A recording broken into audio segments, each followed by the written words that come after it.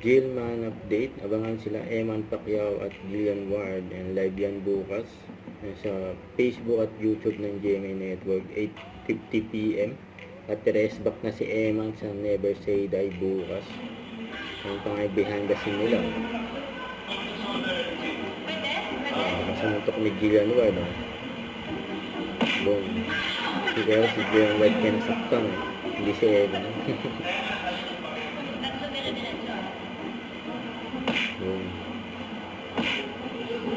Nasusuntok ni Gillian Ward yung braso ni Eman.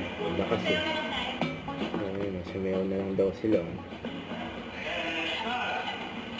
Nabangan sila bukas. Kasi ang banding nila eh. Kung hinihintay ng mga Gilman fans. Abangan din si Gillian Ward for Kapuso Fiesta sa Dagupan City sa April 30. Save the date. Yung mga endorsement ni Eman, STR8.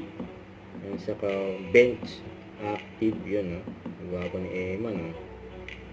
So ito pa yung mga video ni Eman.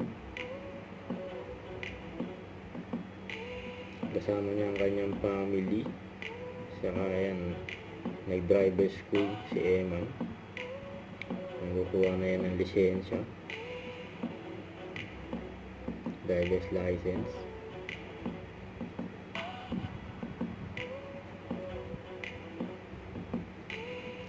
Yan si Eman kasama ang kanyang family. So ito pa yung mga nakaraang event ni Eman.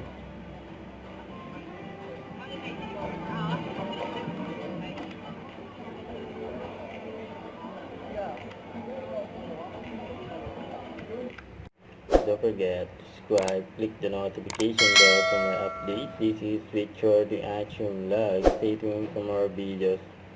See ya.